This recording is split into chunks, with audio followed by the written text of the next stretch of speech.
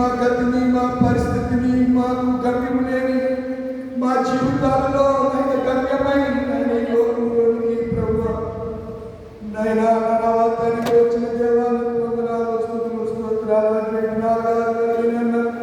ఇదిగో ప్రభు పిల్లలతో మీరు మాట్లాడడానికి మీరు ఇష్టపడ్డారు. నీ పక్షంగా నీ సేవకు నిలబడ్డాడు ప్రభు. నీ మాటలను గ్రహించండి. మరుగైన మాటలు, పరలోక జ్ఞానం నీ దాసునికి నీ వినిచిన బిడ్డలకు మీరు దయచేయండి ప్రభు. ఆ మాటలు చెంది బిడ్డలందరూ ప్రభు మాటల చేత ఆశీర్వదించబడడానికి, మాటల చేత గుణపరచబడడానికి, సరిచేయబడి ప్రభు సన్మార్గంలో నడిచి నిత్య జీవులు ప్రవేశించి ఆశీర్వదించబడడానికి కృపను గ్రహించమని బిడ్డలందరినీ చేతులకు సమర్పిస్తుంది. యేసునామమున అడుగుచున్నాను ప్రభు తండ్రి, ఆమేన్. మంచిది బిడ్డలారా, మన ప్రభువు రక్షకుడైన యేసుక్రీస్తు శ్రేష్టమైన నామములో ప్రత్యేక వందనాలు. అటువంటి 4వ ఆదివారం శుభాలు. దేవుడి ప్రియులైన, దేవుడి ప్రజలైన, దైవ జనాంగమైన ఏర్పాటు చేయబడినటువంటి మీ అందరికీ మనస్ఫూర్తిగా హృదయపూర్వకంగా నా ప్రభువు రక్షకుడైన యేసుక్రీస్తు నామములో ప్రత్యేక వందనాలు తెలియజేస్తున్నాను. God bless you all. అందరినీ దీవించుగాక.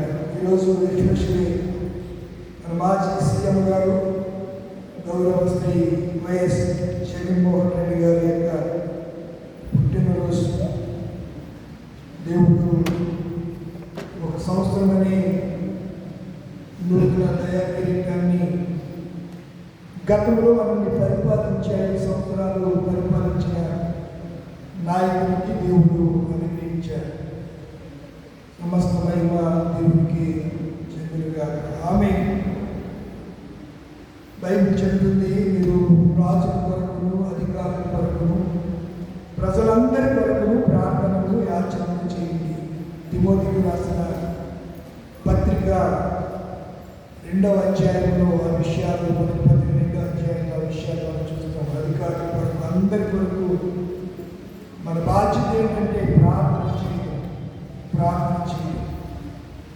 ఆ దినాల్లో ఇశ్రాయేలు ప్రజలకు కష్టాలు వచ్చినప్పుడు ప్రవక్తలు ఇశ్రాయేలు ప్రజలందరూ కలిపి ప్రార్థన చేస్తే దేవుడు వారి ప్రార్థన గుర్తించారు. ప్రియమైనటువంటి దైవ జనాంగమా, దేవుని ప్రజలారా, దేవుడు చాలా ప్రేమ కలిగిన వాడు అని మనము చాలాసార్లు ఆయన హృదయ స్పందనను మనము బాగుగా తెలుసుకున్న వారమే. కొంత మటుకు ఆయన ప్రేమను మనము ఎరిగి ఉన్నాము అని చెప్పులో ఏ విధమైనటువంటి సందేహం లేదు. ఆయన ప్రేమ గురించి, ఆయన ప్రత్యక్షత, ఆయన వాక్య ప్రత్యక్షత మనకి కొంచెంగా ఉంది. అసలు లేదని చెప్పడానికి వీలు కాదు. ఆయన ప్రత్యక్షత ఉంది. ఆయన ప్రత్యక్షత ఉన్నది కనుకనే కేవలం ఈ రీతిగా దేవుని సన్నిధిలో మనము కనబడుతున్నాం. మన ముందున్న వారు ఒక ప్రత్యక్షత కలిగి దేవుని ఆరాధించారు. ఈ దినాల్లో దేవుడు మనకిస్తున్న ప్రత్యక్షతను బట్టి మనం కూడా ఏం చేయలేక దేవుడిని ఆరాధించాలి, కనపరచాలి. దేవుడు ప్రతి వారికి తన ప్రత్యక్షత తరపున కృపావరాన్ని అనుగ్రహిస్తాడు. నీకు దేవుడికి ఉన్నటువంటి సంబంధాన్ని బట్టి దేవుడు కొన్ని విషయాలు నీకు తెలియజేస్తూ ఉంటాడు. అబ్రహాముకు దేవుడికి ఉన్న సంబంధాన్ని బట్టి అబ్రహాముకు దేవుడు చెప్పాడు, సొదొమ పట్టణాన్ని నాశనం చేయబోతున్నాను, ఇలా జరుగుతుంది అని చెప్పాడు. ఆశీర్వాదాన్ని గురించి కూడా చెప్పాడు. అబ్రహామా, నీ పిల్లల్ని ఆకాశ నక్షత్రాల వలెను, సముద్ర తీరం వలె నేను ఆశీర్వదిస్తాను అని కూడా చెప్పాడు. దేవుడు తన పిల్లలకు తాను చేయబోయే ప్రతి పనిని ఆయన ముందుగానే తెలియజేశాడు. అదే రీతిగా యేసు ప్రభు వారి గురించి ముందుగానే ఆది నుండి ప్రవక్తలు తెలియజేస్తూ వచ్చారు. అలా తెలియజేసినటువంటి ప్రవక్తలో అగ్రగణ్యుడు, ముందు వరుసలో ఉన్నటువంటి ప్రవక్త యెషయా ప్రవక్త. యేసుక్రీస్తు జన్మను గురించి, యేసుక్రీస్తు యొక్క మరణాన్ని గురించి, యేసుక్రీస్తు యొక్క పునరుద్ధానాన్ని గురించి బహు సమీపంగా తెలియజేసినటువంటి ప్రవక్త యెషయా ప్రవక్త. యెషయా ఎప్పుడు క్రీస్తు పూర్వము ఎప్పుడు బ్రతికాడైనా 600 సంవత్సరాల కాలంలో ఇశ్రాయేలు రాజ్యము రెండుగా విభాగింపబడిన తరువాత ఉజ్జియా, యోతాము, ఆహాజు అనే రాజుల కాలంలో యెషయా ప్రవక్తగా ఇశ్రాయేలుల మధ్య పరిచయం చేశాడు. బహుధనవంతుడు, ఆడంబ శ్రీమంతుడు ఎవరు? యెషయా ప్రవక్త. బాగా ఉన్నవాడు. ఆ దినాల్లోనే కోట్ల కోట్ల వేల కొలది ఆస్తుపాస్తులు కలిగిన వాడు ప్రవక్త అయినటువంటి యెషయా.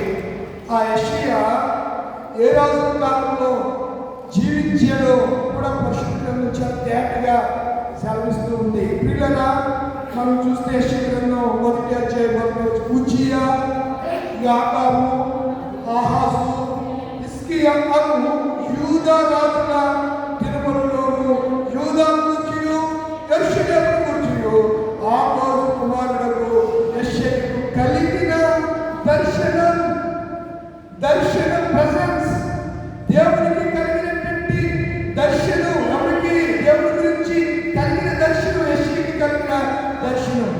యూదా రాజులు అంటే యెషయా ప్రవక్తగా ఉండేసరికి రాజ్యం ఏమైపోయింది? విడిపోయింది. ఉమ్మడి రాజ్యాన్ని ఎవరు పరిపాలించారు? చెప్పాలి, ఎవరు పరిపాలించారు? చెప్పండి రా. ఇశ్రాయేలీయులు ఉమ్మడి రాజ్యాన్ని 12 గోత్రాలను పరిపాలించిన చక్రవర్తులు ఎవరు? సౌలు, దావీదు, సొలొమోను.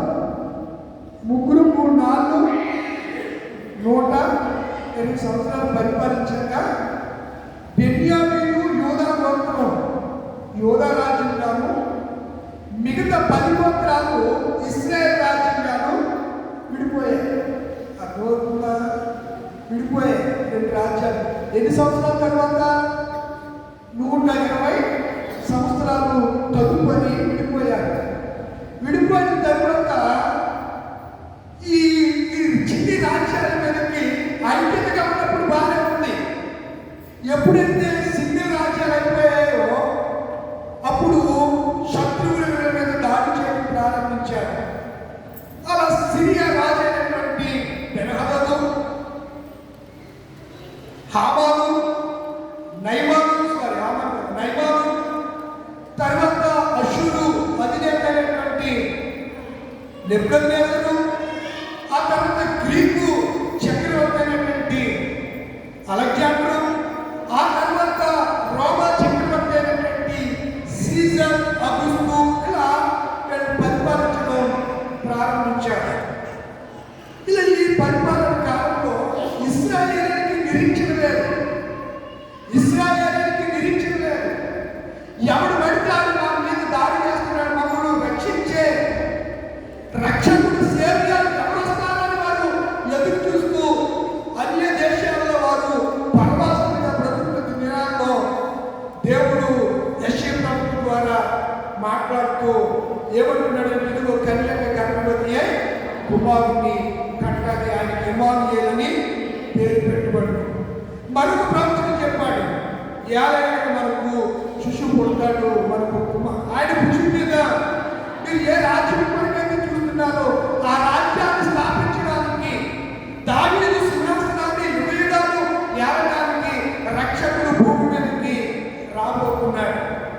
ఇలా ఈ యెషయా ప్రవచిస్తూ వస్తున్నాడు. ప్రవచనాన్ని యెషయా ప్రవచిస్తూ యేసుక్రీస్తుకు ముందు మనకు ప్రవక్త వస్తాడు అని కూడా ప్రవచించాడు. ఆ ప్రవచన శాఖే ఈరోజు యెషయా గ్రంథం 40వ అధ్యాయము 1 నుంచి 8 వచనాల్లో ఎవరా ప్రవక్త? చెప్పండి, ఆ ప్రవక్త ఎవరు? బాప్తిస్మం ఇచ్చు యోహాను. ఆ 40వ అధ్యాయం అంతా ఆయన గురించి మలాకీలో ఈ విషయాలు ఉంటాయి. సరే ప్రియులారా, యెషయా గ్రంథం 6వ అధ్యాయంలో రాజైన ఉజ్జియా మృతి పొందిన సంవత్సరం అత్యున్నత సింహాసనం మీద ఎవరు ఆశ్రయించారంట? ప్రభు. ఎక్కడున్నాడైనా? అత్యున్నతమైన సింహాసనం మీద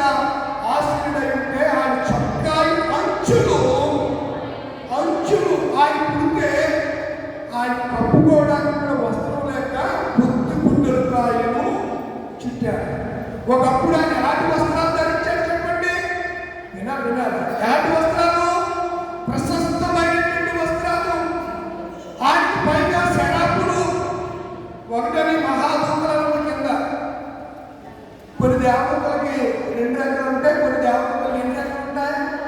6 రెక్కలు ఉంటాయి. 2 రెక్కలతో కాలు కప్పుకుంటారు, 2 రెక్కలతో ముఖాలు కప్పుకుంటారు, 2 రెక్కలతో చెప్పండి. ఇలా ఉన్నప్పుడు కాదు తప్పించుకోవాలి, ఎదురుతారు. మొత్తం టోటల్ ఎన్ని? 6 రెక్కలు. ఇప్పుడు నేను ఒక విషయం మీకు చెప్పాలనుకుంటున్నాను. మనం నేషనల్ ఫ్లాగ్ తెలుసు కదా, నేషనల్ ఫ్లాగ్ జాతీయ జెండా ఎక్కడ ఉంటాయి? చెప్పండి కదా. వైట్ ఎక్కడ ఉంటుంది? మధ్యలో ఉంటుంది. మధ్యలో ఉంటుందా? కింద పైన? ఇజ్రాయేలీలు నేషనల్ ఫ్లాగ్ చూసారు మీరు? తప్పు. ఇజ్రాయేల్ నేషనల్ ఫ్లాగ్ నక్షత్రం. వాళ్ళ ఫ్లాగ్ అంటే ఏ గుర్తుగా ఉంటుంది? తెలుగు నేను. నేను వాళ్ళు గుర్తు. నేను ఈ నెట్లో ఇవన్నీ మీరు చరిత్ర అసలు ఆ ఫ్లాగ్ ఎలా వచ్చింది ఇవన్నీ నాకు నక్షత్రాల గురించి మన తమిళలో మెసేజ్ చేయడానికి వెళ్తే వారు నక్షత్రం చూసి అత్యానంద వరకు ఆ సబ్జెక్ట్ అంశం మాట్లాడడానికి ఈ నక్షత్రాల గురించి నేను ఆలోచించవలసిన అవసరం ఏర్పడింది. ధ్యానం చేస్తున్నప్పుడు నీలి రంగు, వైట్ రంగు. వాళ్ళ నక్షత్రానికి ఎన్ని కోణాలు ఉంటాయి? 6 కోణాలు ఉంటాయి. పిల్లలకు సాధ్యమో చూడండి, కనబడతాయి. ఎన్ని కోణాలు? అసలు నక్షత్రానికి ఇప్పుడు ఉన్నటువంటి మనము తయారు చేసిన నక్షత్రానికి ఎన్ని కోణాలు ఉంటాయి? ఎన్నమ్మా? 5 అమ్మా. ఎన్ని ఉంటాయి? 5. ఈ నక్షత్రం కాంతి నీలం రంగులో ఉంటుంది. మీరు నక్షత్ర కాంతిని ఏ రంగులో చూస్తాం?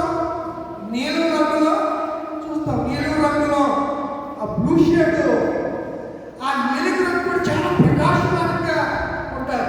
ఇజ్రాయెల్ నేషనల్ ఫ్లాగ్ 6 కోణాలు కలిగినటువంటి ఆ ఫ్లాగ్ నీలం ధర్మశాస్త్రానికి ఆజ్ఞలకు అయితే తెలుపు పరిశుద్ధతకు గుర్తుగా వారు ఆ జెండాను తయారు చేస్తున్నారు. మీరు పవన్ కళ్యాణ్ జెండా అనుకుంటారు, వారి జెండా ఆయన జెండా కూడా అలాగే ఉంటారు. ఆ జెండా ఆ గీసే సర్కిల్ వేరు. సర్కిల్ మీరు స్వస్తి మార్కెట్లో చూసారా? స్వస్తి సింబల్. స్వస్తి సింబల్ ఇలా ఉండి ఇలా ఉండి ఇలా ఉంటారు. స్వస్తి మార్క్ చూడండి. ఎప్పుడు స్వస్తి మార్క్ ఓం గుర్తు చూసారా? ఓం ఇలా ఉండి పైన ఇలా ఉండి పైన ఒక చుట్టూ ఉంటారు. ఓం ఓం. మీరు ఆలోచన చేయాలి. నేను ఎందుకు విషయాలు చాలా అద్భుతమైనటువంటి సంగతులు ప్రభు వారు మనతో మాట్లాడుతున్నారు. అలాంటి ధర్మశాస్త్రాన్ని పాటిస్తున్నటువంటి ధర్మశాస్త్రమే తమ నేషనల్ ఫ్లాగ్లో కలిగినటువంటి దేశం స్కాట్లాండ్ అనే దేశం ఉంది. ఆ స్కాట్లాండ్ దేశం నుంచి ఉండే సాంతాక్లో అనే క్రిస్మస్ తాత వచ్చాడు. ఎక్కడి నుంచి వచ్చాడైనా? స్కాట్లాండ్ దేశం నుంచి. క్రిస్మస్ తాత టోపీ పెట్టుకుంటాడు, ఆ గడ్డు. ఆయన ఆ దేశం నుంచి వచ్చాడు. ఆయన పనేంటి? బహుమతులు ఇవ్వటం. ఎవరైతే నిరుపేదలు ఉన్నారో, ఎవరైతే అడగాలిన వారు ఉన్నారో, నిరాశ నిస్పృహలో ఉన్నారో అలాంటి వారిని అందరినీ ఆయన సంతోషపరుచుకునేవాడు. ఆగర్భ శ్రీమంతుడు ఆయన సెంట్ నికోలస్ అని కూడా పిలుస్తారు. ఏమంటారు? సెంట్ నికోలస్ అనే పేరుతో కూడా ఆయన పిలవడం మనం చరిత్రలో చూస్తూ ఉంటాం. దీనికి నేను చెప్పాలనుకుంటుంది, దేవుడు అంత ఉన్నతుడు, సింహాసనం మీద కూర్చుంటే ఆయన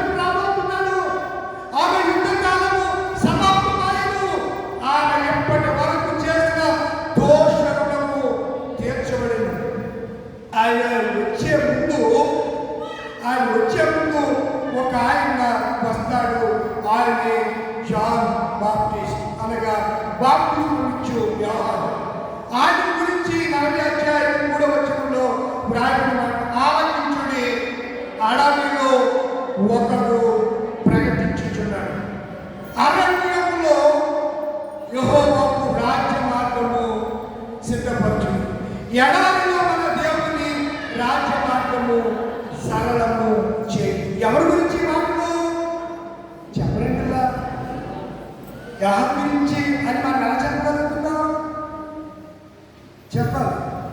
యేసు ప్రభు వారు గురించి, యోహాను గురించి ఎలా చెప్పగలుగుతున్నామంటే లూకాసు వార్త 3వ అధ్యాయం.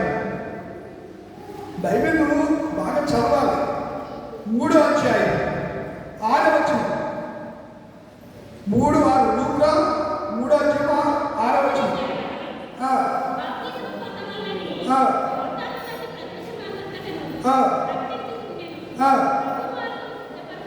ప్రభు మార్గము సిద్ధపరచుని, ప్రతి పల్లము పూడ్చబడును, ప్రతి కొండయు పల్లము చేయబడును, వంకర మార్గములు తిన్నవలెను, తనకు మార్గములు నడవలెను, సకల శరీరులు దేవుని రక్షణను చూచునని అరణ్యములో కేకలు వేయుచున్నదని శబ్దము అని ప్రవక్త యెషయా వాక్య గ్రంథములో వ్రాయబడినట్లు ఇది జరిగింది. ఈ లూకాసు వార్త 3వ అధ్యాయము 3వ అధ్యాయంలో ఉన్నటువంటి మాటలన్నీ ఎవరి గురించి ఎప్పుడు రాబడ్డాయి?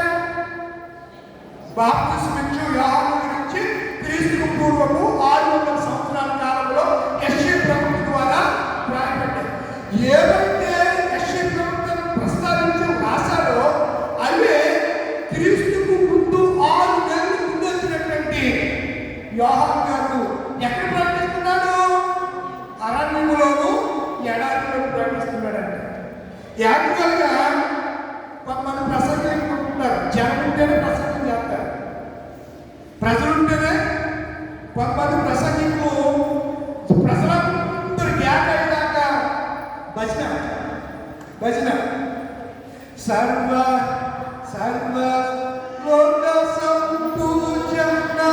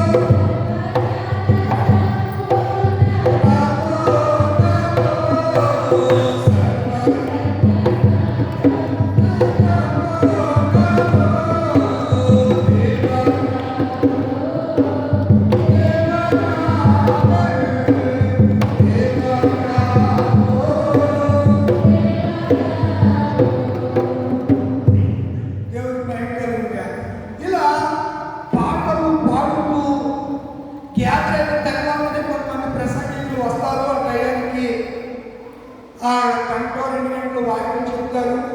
వాళ్ళు వెంటనే చేస్తే ప్రార్థన చేస్తారు, లేకపోతే వెంటనే వారికి ఏర్పాటు చేయకుండా లాడ్జింగ్లో వారికి బస ఎక్కడైతే ఏర్పాటు చేస్తారో అక్కడికి దుర్రుగా కంటికి కూడా కనిపించరు. జనాల్లో ప్రకటిస్తారు. కానీ జాన్ బాప్టిస్ట్ ఎక్కడ ప్రకటిస్తున్నాడమ్మా చెప్పారు? అరణ్యములో ప్రకటిస్తున్నాడు. అరణ్యము అనగా అడవి, ఎడారి అంటే శూన్యం.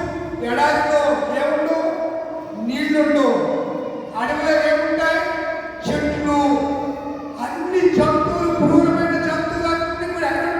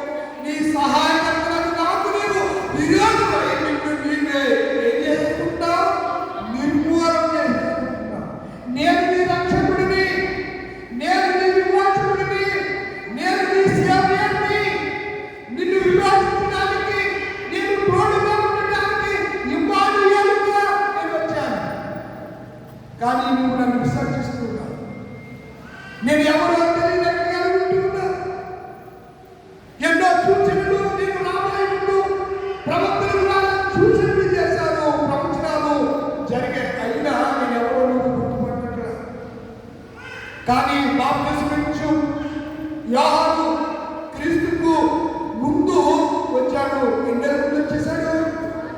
6 నెలల ముందు. యాక్చువల్గా యోహాను జాన్ బాప్తిస్ముని చంపాడు. ఎవరు? 2 సంవత్సరాలు ఇంట్లో ఉన్నామని చంపేయండి తెలియదా? రామాలో అంటారు 2 సంవత్సరాలు ఇంట్లో ఉన్నారు. అసలు యేసు సమకాలికులు ఎవరు కూడా ఆయన సమవయస్కులు ఎవరు ఉండకూడదు యాక్చువల్గా. కానీ ఎలా నిలిచారో కొంతమంది ఉన్నారు. ఇస్కరియోతు యోధా యేసు వయస్కునే, బరబ్బా యేసు వయస్కునే, బాప్తిస్మమిచ్చు యోహాను యేసు వయస్కుడే. యేసు మొత్తం ఈ నలుగురు మరి ఎందుకు నేను చుట్టుపీకుంటానంట. 2 సంవత్సరాల నుండి అందరినీ నిర్దాక్షిణ్యంగా ఎవరు చంపించేశారు? ఎవరు లేరు. యేసుంటే యేసు కూడా చంపించేస్తానని దేవుడితో యేసుంటే ఏం చెప్పాడు? నువ్వు తీసుకుని ఎక్కడికి వెళ్ళిపోవాలి? ఐగుప్తుకు వెళ్ళిపోవాలి. నేను చెప్పే వరకు ఎక్కడికి ఐగుప్తులు ఉండాలి. రావడానికి వీలేదు. నిజంగా యేసు ప్రభు వారి కనుక ఆ రోజు బెత్లెహేము గ్రామంలో యెరూషలేములో ఆయన ఉండుంటే యేసు కూడా మరి మిగతా ముగ్గురు ఈ పరిస్థితి యేసును దేవుడు ఎలా తప్పించాడో రాశాడు. కానీ ఈ ముగ్గురు ఆ పసి వయసులో ఎలా తప్పించబడ్డారో మనకి హిస్టరీ బైబిల్లో నాకు దొరకలేదు. అర్థమవుతుంది మీకు? వీళ్ళు నలుగురు కూడా యేసు వయసులోనే. ఎవరు నలుగురు? బందిపోటు, బరబ్బా, ఇస్కరియోతు, యోధా, యోహాను, బాప్తిస్మిచ్చు యోహాను, యేసు ప్రభువారు సమవయస్కులు. మేము ఏదేమైనా దేవుని చెప్తూ కొన్ని విషయాలు బైబిల్ మనకు చెప్పినప్పుడు నేను పరమగీత జ్ఞాని అని ప్రసంగికుడు పరమగీతం చెప్తానని ఈ బైబిల్లో ఈ పుల్లలో పెట్టుకున్నాడంట. ఏ పుల్లలో? కొబ్బరి పుల్లలో పెట్టుకున్నాడు రిఫరెన్స్ కోసం. ఆ మనవడే చేశాడు మాస్టర్ గారు స్నానానికి వచ్చేటప్పటికి మొత్తం ఈ పుల్లలన్నీ లాగేశాడు. వీరేసుకోకుండా వేసేసుకుని శాస్త్ర పరిశీలన నుంచి అన్ని వేసేసుకుని చక్కగా సంఖలో బైబిల్ పెట్టేసుకుని వెళ్ళిపోయి పరగీతం చెప్తానని చెప్పి మా ప్రియుడు ఇరుగులేకున్నాడు, ఇదిగో ఆయన వచ్చుచున్నాడు, కొండల్లో దాటుతూ ఆయన వచ్చుచున్నాడని చెప్తూ ఇదిగా వస్తున్నాడు, ఆయన త్వరగా వస్తున్నాడు, ఇదిగో వస్తున్నాడు, ఆయన త్వరగా వస్తున్నాడు, ఇదిగో వస్తున్నాడు, ఆయన త్వరగా వస్తున్నాడని ఇంక ఇది ఎందుకు రిఫరెన్స్లు ఎక్కడున్నదో అంటే నా ఉద్దేశం ఏంటనగా నేను వాడిని మనకు బైబిల్ చదివేటప్పుడు క్రోడీకరించి చదవాలన్నమాట. ఇక్కడ కొంత అచ్చట కొంత యెహోవా వాక్యము మీకు వచ్చును. వచ్చేదాన్ని జాగ్రత్తగా ఒదిగి పట్టుకోవాలి, ధ్యానించాలి. మేబీ ఏం జరిగిందో వీళ్ళు నలుగురు భూమి మీద అభినాలు వేసుకున్న కాలంలో ఇచ్చారు. అయితే జాన్ బాప్టిస్టుడు ఎక్కడ చేస్తున్నాడు? అరణ్యంలో చేస్తూ ఉన్నాడు. ఎడారిలో బోధలో ఆయన చేస్తూ ఉన్నాడు అనే విషయాన్ని నేను జ్ఞాపకం చేస్తున్నాను. ప్రియమైనటువంటి దేవుని పిల్లలారా, అరణ్యం అనగా విస్తీర్ణంలో పెద్దదాన్ని అరణ్యముగా సహసిద్ధముగా ఏర్పడుతుంది. దాన్నే అరణ్యం అంటారు. ఎడారి అనగా నీళ్లు లేనిది మరియు ఎత్తు పొలాలతో ఉంటుంది. ఎడారి బాగా అప్పుంటది, ఒకప్పుడు లోయ ఉండాలి. ఘాటీ రోడ్స్, ఎత్తు పొలాలు కలిగినటువంటి దానిని ఎడారి అని అంటారు. కనుక లోయలు ఎత్తు చేయాలి, ఎత్తైన వాటిని పల్లకప్పులను ఏం చేయాలంట? చెప్పండి ఎత్తు చేయాలి. తర్వాత పల్లపుగా ఉన్నదాన్ని ఎత్తు చేయాలి, ఎత్తుగా ఉన్నదాన్ని అణిచివేయాలి, వంకని చక్కగా చేయాలి, కరుకైనవి సమానంగా చేయాలి, అడ్డు వచ్చిన వాటిని తీసివేయాలి, రాళ్ళను ఏరి పారవేయాలి అని యోహాను గురించి ప్రవచిస్తే అవే విషయాలు యోహాను గారు చేస్తున్నారు. ఏ యోహానైనా బాప్తిస్మం యోహాను. అరణ్యములో ఎత్తు అధికారాన్ని చూచిన, ఎత్తు దేనికి చూచిన? అధికారానికి చూచిన. లోయ తగ్గింపుగా మరీ నువ్వు తగ్గించుకోవసరలా, సమానంగా ఉండు, సమానంగా ఉండు. ఎత్తైనది సమంగా చేయబడాలి, పల్లంగా ఉన్నది ఎత్తైనది తగ్గించబడాలి, పల్లముంది చక్కగా సవును చేయబడాలి. కనుక ఎత్తు అధికారానికి సూచనగా ఉంది, పల్లము తగ్గింపునకు సూచనగా కనబడుతుంది. కనుక నీకు అధికారము ఉంది అని చెప్పి నేను ఏదైనా చేస్తానంటే దేవుడు ఊరుకోడు. సర్వాధికారాలు దేవుడే.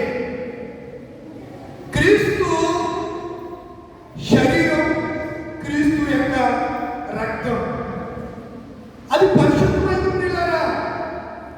ప్రభువే పరిశుద్ధుడు, ఆయన ఏ పాపము మరింత చెప్తాడు. పుట్టబోవు శిశువు పరిశుద్ధుడై సర్వోన్నతుని కుమారుడు అనబడును కనుక ఆయన వారి పాపముల నుండి ఆయనే విడిపించును కనుక ఆయనకు యేసు అని పేరు. ఆయన ఎవరు? పరిశుద్ధుడు. ఆయన పరిశుద్ధ శరీరము, పరిశుద్ధ రక్తమును, శరీరాన్ని త్యాగం చేసినవాడు, రక్తాన్ని ఇచ్చినవాడు. పరిశుద్ధమైన దాన్ని మనం కొనుక్కోలేం. పరిశుద్ధత అన్ని దొరుకుతాయండి. పరిశుద్ధత ఎక్కడ కొంటూ చెప్పండి, నేను కూడా కొనుక్కుంటాను. ఊళ్ళో నాకు ఉన్నదాంట్లోనే అన్ని ఆస్తిపాస్తులను అభ్యాసాన్ని కొనుక్కుంటాను. అమ్మా మీకు ఎక్కడ మీకు నమస్కారం కొంచెం నాకు చెప్తే నిజంగానే నాకు ఉన్నది ఎన్ని కోట్లు అందేసుకుని ఆ పరిశుద్ధత కొనుక్కుంటాను. నేను నాకు కావాలి, ఆ పరిశుద్ధత నాకు కావాలి. కొంచెం ఎక్కడ చెప్పకుండా బాబు అమ్మలో కొంచెం ఆ పరిశుద్ధత ఎక్కడ నమ్ముతారేమో, అంగట్లో ఎక్కడ దొరుకుతుందేమో చెప్పండి, నేను కొనుక్కుంటాను. దొరకదండి. ఎక్కడ ఉంది పరిశుద్ధత? ఏ సంగతిలో ఉంది పరిశుద్ధత? ఒకప్పుడు ఇశ్రాయేలు ప్రజలు సీనాయి పర్వతం దగ్గర 1 సంవత్సర కాలం వారు మన్నా తిని బ్రతికారు. ఎక్కడ? ఎడారిలో. ఎక్కడది? సీనాయి ఎడారిలో 1 సంవత్సరము మన్నా తిని బ్రతికారు. అప్పుడు దేవుడు సీనాయి పర్వతం మీదకి వచ్చాడు. ఆ పర్వతం ధూమం వలె ఉంటుంది చూసి ఇశ్రాయేలీయులు ఏమైపోయారంట? భయపడిపోయారు. బాబోయ్, మేము మహిమను చూడలేము, ఆ ధూమం అన్నాన్ని మేము అసలు మోసే ముఖాన్ని చూడలేకపోయారు. వాళ్ళు ఎవరు చూడలేకపోయారు? మోసే ఎవరితో కలపాడు? సీనాయి పర్వతం మీద, అరణ్యంలో పర్వతం మీద ఎవరితో ఉన్నాడు? మోసే 40 దినాలు దేవుడితో ఉన్నాడు. దిగి వచ్చుతున్న మోసే ముఖాన్ని ఇశ్రాయేలు సర్వ సమాజం చూడలేకపోయింది. దేవుడి గ్లోరీ, దేవుడి యొక్క మహిమను వారు చూడలేకపోతే మోసే గారి గురించి మోసే ఇలా చూసి ఆడవాళ్ళు చూసి ఏ పనులు ఎక్కడ పేరుకున్నాయని మోసే గారు మొక్క మీద ఆడవాళ్ళని మీరు వేసుకుంటారు కదా, మీరు మొక్క మీద వేసుకుంటారు, నెత్తి మీద వేసుకుంటారు. ఆయన దేని మీద వేసుకున్నాడు? ఉందా బైబిల్లో? కొరింథీయులకు రాసిన పత్రికలో ఉంటుంది, చదవవలసిన టైం లేదు కదా. ఆయన ఏం వేసుకున్నాడు? నెత్తి మీద వేసుకోలేదు. ఈ మధ్య మగవాడు నెత్తి మీద వేసుకుంటున్నాడు కొడుకులో. ఏంటి నాకు ఎందుకు వేసుకుంటున్నారు అంటే కాదు, వేసుకోమని చెప్తుందేమో మిమ్మల్ని. వేసుకొచ్చితే వేసుకోండి. ఈరోజు మావాడే వేసుకుంటున్నారు. మరి ఏం పట్టిందో అయ్యో నాకు అర్థం కాదు. అంటే ఏడేసుకుంటున్నారు ముసుగులు అంటే మారిపోయారేమో, ట్రాన్స్జెండర్స్ కదా. మిమ్మల్ని దేవుడు ఆలోచించే ఒకప్పుడు పర్వతంలో దేవుడి మహిమను చూడలేనటువంటి ఇశ్రాయేలు ప్రజలు ఎబ్రీ రాసిన పత్రిక ద్వారా అంటాడు, ఇప్పుడైతే మీరు ఎక్కడికి వచ్చేసారన్నాడు. ఇప్పుడైతే మీరు ఎక్కడికి వచ్చారని చెప్తున్నాడు. చూడండి ఎబ్రీ రాసిన పత్రికలో, ఇప్పుడైతే సీయోను కొండ, ఒకప్పుడైతే సీనాయి పర్వతం దగ్గరికి వారు నడలేకపోయారు. సీనాయి పర్వతం మీద ఆసీనుడైన దేవుడి మహిమను చూడలేకపోయారు. ఇప్పుడు సీయోను నా ప్రజలతో ఎలా ప్రేమగా మాట్లాడండి, ఓదార్చండి. ఇప్పుడు సీయోను దేవుడు సీనాయి పర్వతం మీద మేఘముగా ప్రత్యక్షమైనటువంటి దేవుడు 40 సంవత్సరాలు వారిని మేఘ స్తంభములా నడిపించిన ఇశ్రాయేలు సైన్యములు అధిపతి యెహోవా అని పరిశుద్ధ నామము కలిగిన దేవుడు యేసు క్రీస్తుగా ఈ లోకానికి వస్తాడని ప్రకటించిన దేవుడు శతపురుషుడైన యేసు ప్రభువు. నేను కొన్ని విషయాలు మీకు జ్ఞాపకం చేయడానికి ఇష్టపడుతున్నాను. నెగిటివిటీ నెగటివ్స్, జీసస్ పక్క నెగటివ్స్, క్రీస్తు యొక్క జన్మ వృత్తాంతాలు, క్రీస్తు యొక్క negatives, negativity birth, Jesus birth of negativity and negatives, క్రీస్తు యొక్క జన్మ వృత్తాంతములు అద్భుతమైనది చరిత్ర. నా ప్రియమైన దేవుని పిల్లలారా వినండి, నా ప్రియమైనటువంటి దేవుని ధ్యానమా యేసు క్రీస్తు సర్వ శరీర దేవుడు, పరిశుద్ధమైన దేవుడు. ఈ కాలాన్ని లెక్కించడానికి నా యేసయ్య పుట్టిన తేదీనే నేడు 2005 డిసెంబర్ 21వ తారీఖు అని నువ్వు తారీఖు క్యాలెండర్లో చూస్తున్నావంటే ఎవరు పుట్టాడని క్యాలెండర్ వచ్చింది? నా యేసయ్య నా రక్షకుడు ఈ లోకంలో ఉద్భవించాడు కనుకని. యేసు క్రీస్తు జన్మ ఆశవాసి కాదు, అభూత కల్పన కాదు, కట్టు కథ కాదు. యేసు జన్మ నెరవేరుస్తున్నాయి. నిజ నిర్ధారణకు ఎప్పటికి కూడా దర్శనంలో బెత్లెహేమ్ అనే ప్రాంతంలో సత్రము అలాగే ఉంది, పశువులు కట్టి అలాగే ఉంది నేటికి కూడా. ఎవరైనా ఇశ్రాయేలు దేశం కలిగిన వారు వెళ్ళి చూడొచ్చు ఆ విషయాలు. ఇంత శక్తివంతుడైన దేవుడు మన కొరకు పసిబాలుడుగా ఒదుకుతుంది. పశుశాలలో నీవు పవలించిన పరమాత్ముడవే నీవు,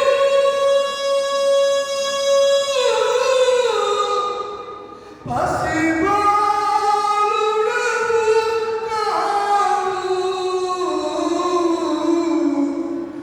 పసిబాలుడవు కావు, పశుశాలకు నీవు పవలించిన పరమాత్ముడవే నీవు.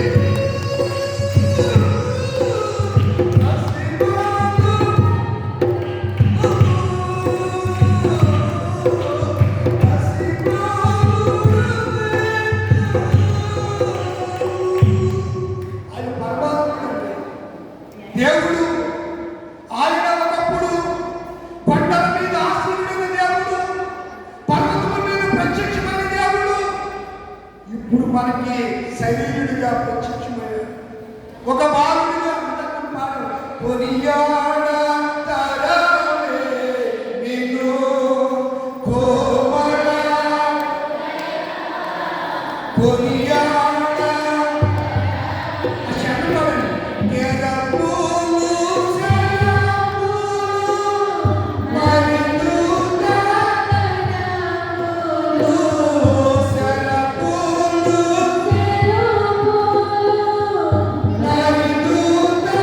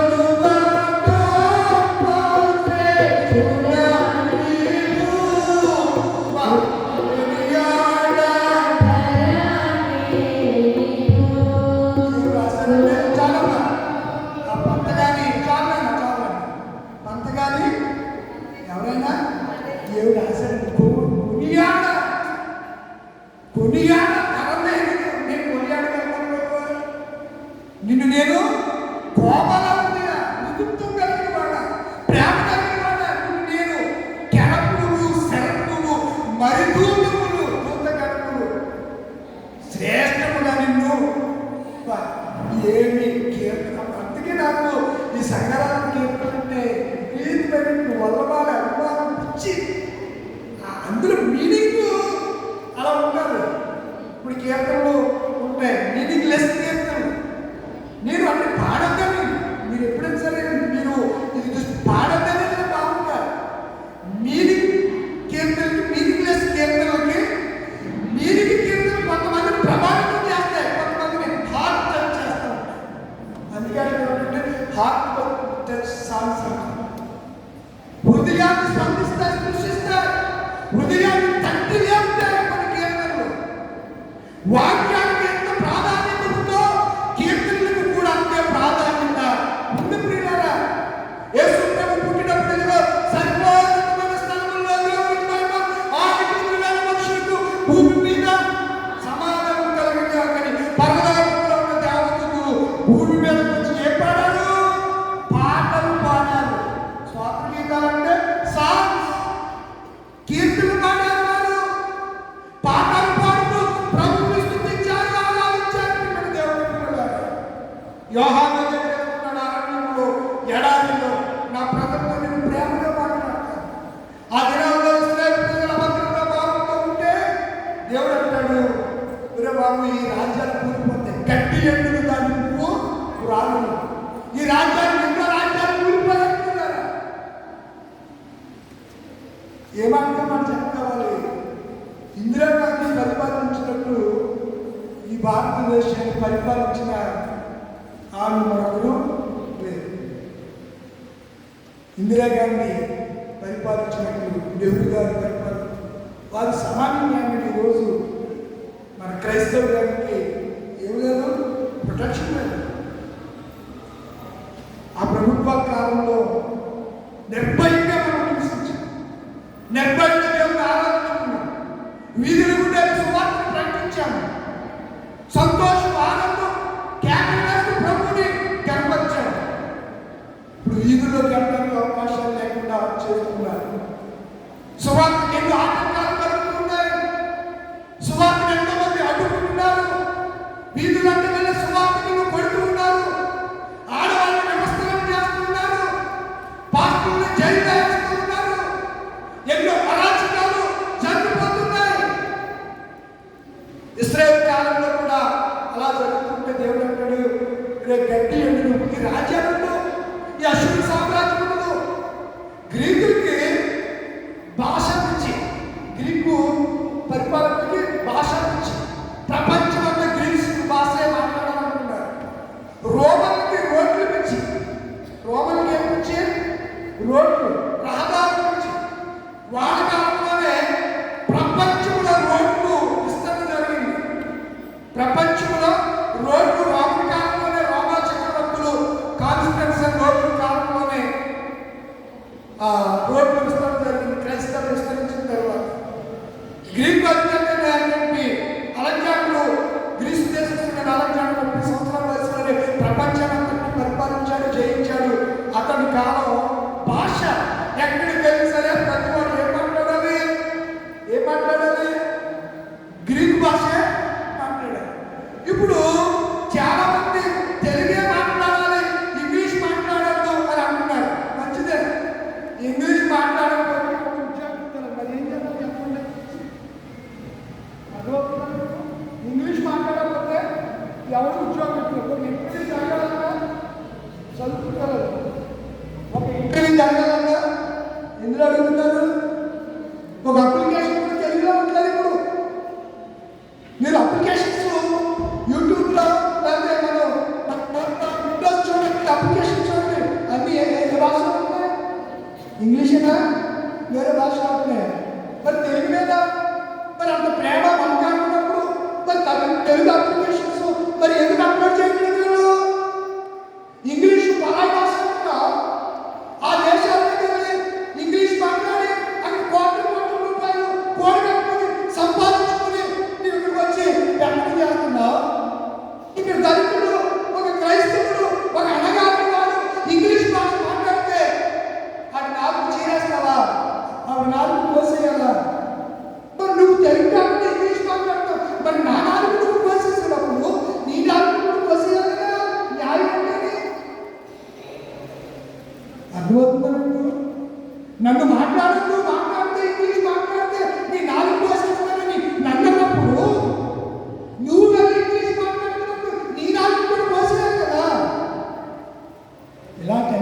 అంగీకరించే క్రీస్తు మనకి శ్రామోచితమని స్పృహను మనకి నేర్పుతాడండి. అరణ్యంలో ఎండిపోయిన జీవితాల్లో చిగురు యశ్వి బొద్దు నుంచి చిగురు పుట్టును, దాని వేరులు ఎదిగి ఎలా ఫలించమని లేదా యూట్యూబ్లో మనోళ్ళు ముగింపులో చక్కగా ప్రార్థన చేస్తున్నారు. నేను అనుకున్నాను మిమ్మల్ని చూసి ఈ సేవకుల కంటే మీరే వాక్యం తెలిసిన వాళ్ళుగా చక్కగా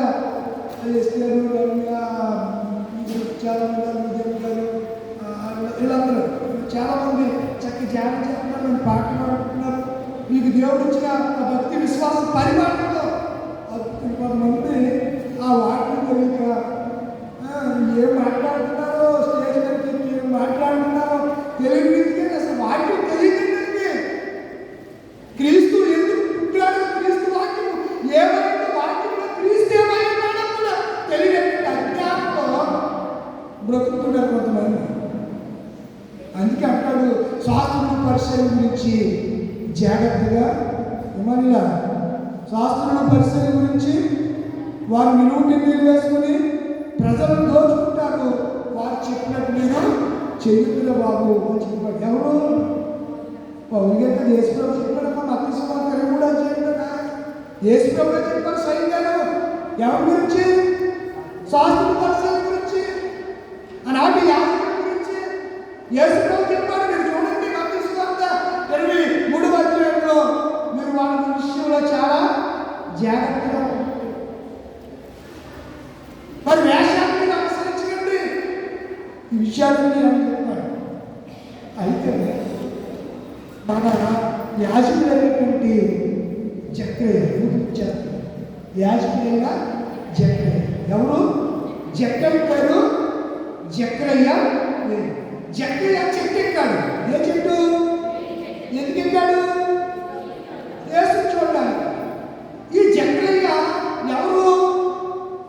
యాజకుడు. ఎవరు? యాజకుడు. ఈ పని ఏంటి? ధూపం వేయడం అంతే. ధూపం అంటే ప్రార్థన చేయడం. ధూపం అంటే ప్రార్థన. ధూపం దేనికి చూచినా ప్రార్థనకు చూచిన. జక్కయ్య ఏం చేయాలి? ఎన్ని రోజులు వేయాలి? మనం చెప్పాలి. ఎన్ని రోజులు? వారం రోజులు. 24 తరగతుల్లో 365 రోజులు ఒక వారం ఆయన పరిచయం చేసి మన సేవ చేసిన దేవుడు పరిపూర్ణం కానీ మోగోడు కానీ దేవాలయంలో చెక్కపోయాడు. మన యోహాను గారు పుట్టే వరకు ఈయన ఎలా ఉన్నాడు?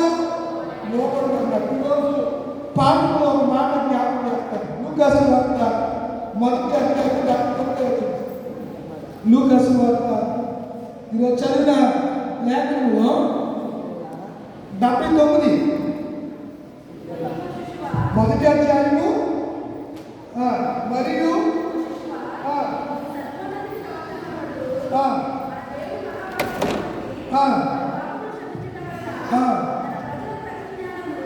మరియు ఓ శిశువా నీవు దేవుని ఎవరు? శిశువు. ఏ శిశువు అన్నాడు?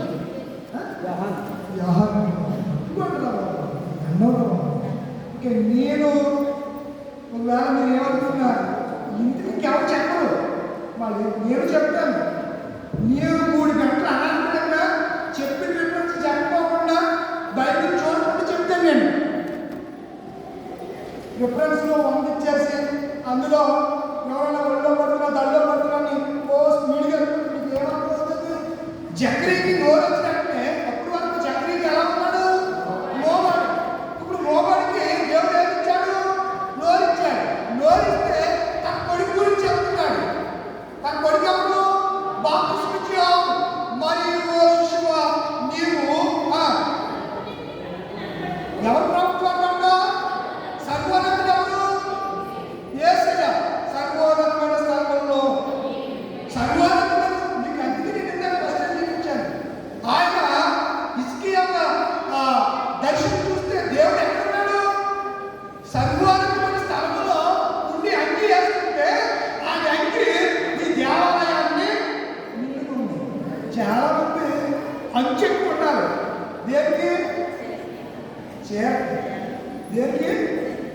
కంచె అంచు ఒక బార్డర్ చూస్తారు.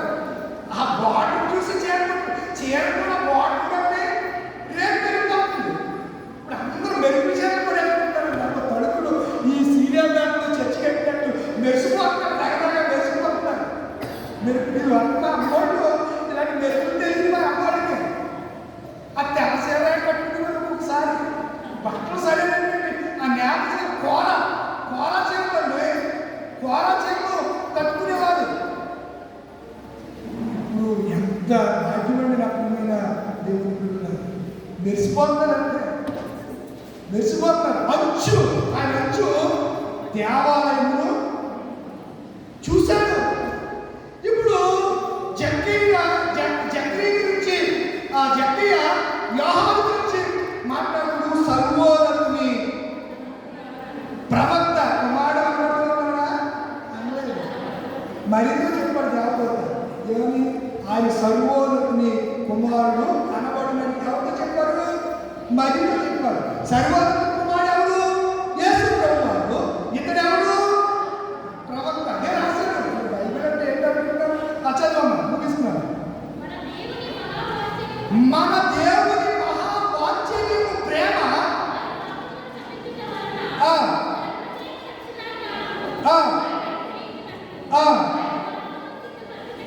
ఆయన మార్గములను యోహాను గురించి మాట్లాడు. నువ్వు ఎవరి మార్గాలు సిద్ధపరచాలి? ఆయనంటే యేసు ప్రభువారి మార్గములను సిద్ధపరచుటకు. ఎవరి ముందు వెళ్తావు నువ్వు? ప్రభు ఎవరు? యేసయ్య, ప్రభువు, క్రీస్తు, దేవుడు, సైన్యములకు అధిపతి. ఈ పేర్లన్నీ మన యేసు ప్రభువారియే. ప్రభువులకు ముందుగా నడుపువు.